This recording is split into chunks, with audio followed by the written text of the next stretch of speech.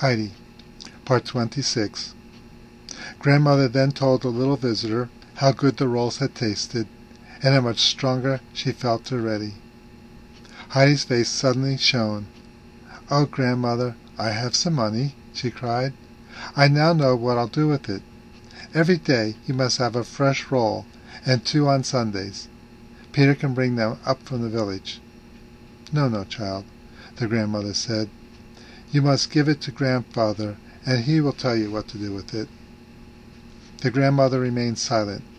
Then Heidi, seeing the old hymn book on the shelf, said, "Grandmother, shall I read you a song from your book now? I can read quite nicely," she added after a pause.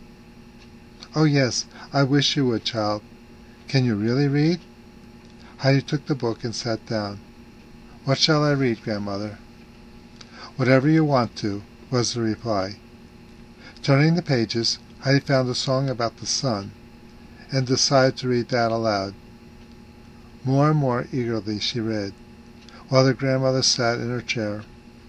The old woman exclaimed, "Oh, Heidi, everything seems so bright to me again, and my heart is light. Thank you, child, you have done so much good." Heidi looked at grandmother's face, which had changed from an old, sorrowful expression to a joyous one. Soon the grandfather knocked on the window, for it was time to go.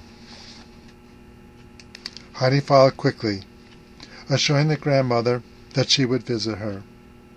The child joined the old man and immediately told him what had happened. On hearing of her plan to purchase rolls for the grandmother every day, the grandfather agreed. At this the child gave a shout.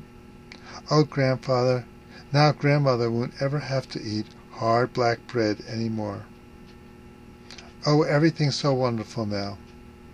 If God our Father had done immediately what I had prayed for, I should have come home at once, and could have not brought half as many rolls to Grandmother. I should not have been able to read either. Grandmama told me that God would make everything much better than I could ever dream.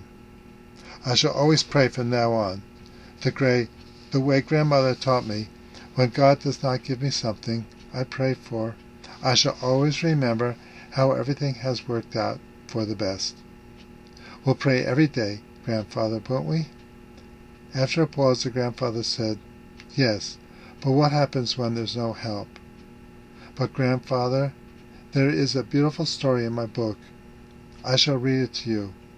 Arriving at the hut, he sat beside Heidi, who was ready to begin to read.